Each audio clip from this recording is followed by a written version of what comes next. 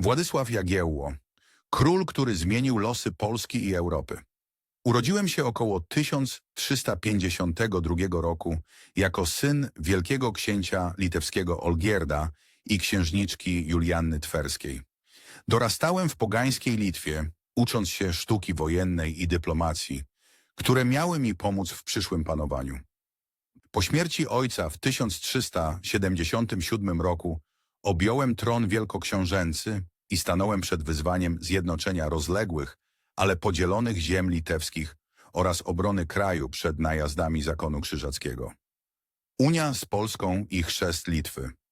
Pod koniec XIV wieku Polska, rządzona przez królową Jadwigę Andegaweńską, szukała sojusznika przeciwko potężnym krzyżakom.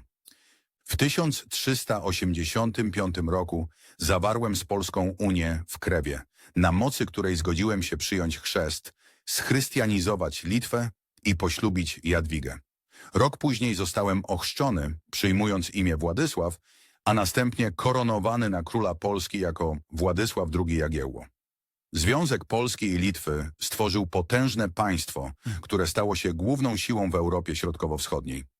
Chociaż formalnie byłem królem Polski, nie zapominałem o Litwie i przez całe życie dbałem o jej interesy, przekazując władzę w Wielkim Księstwie swemu bratu Witoldowi.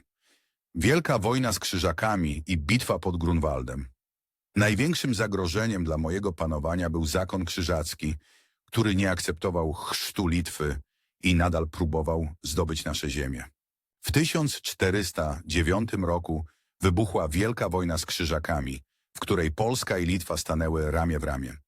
Kulminacją konfliktu była bitwa pod Grunwaldem 15 lipca 1410 roku, w której poprowadziłem nasze wojska do wielkiego zwycięstwa. Pokonaliśmy zakon, zadając mu druzgocącą klęskę i osłabiając jego potęgę na wiele lat.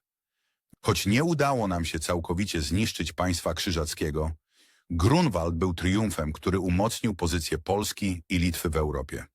Był to jeden z najważniejszych momentów mojego panowania, który pokazał siłę naszej Unii i skuteczność współpracy obu narodów. Polityka i reformy. Jako król dbałem o rozwój państwa i jego stabilność. Wprowadziłem przywileje dla szlachty, co pomogło w umocnieniu polskiego systemu politycznego. W 1422 roku ogłosiłem przywilej czerwiński, gwarantujący nietykalność majątków szlacheckich, co zapoczątkowało system rządów szlacheckich w Polsce. Starałem się również utrzymać dobre relacje z sąsiednimi państwami.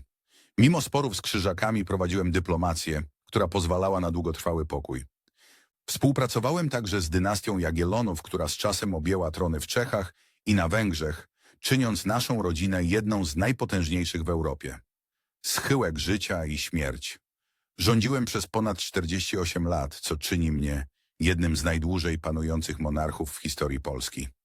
Po śmierci mojej pierwszej żony, Jadwigi, ożeniłem się jeszcze 3-krotnie, a moim następcą został syn z 4. małżeństwa, Władysław III Warneńczyk. Zmarłem 1 czerwca 1434 roku w Gródku. Mój pochówek odbył się na Wawelu, gdzie spocząłem obok królowej Jadwigi.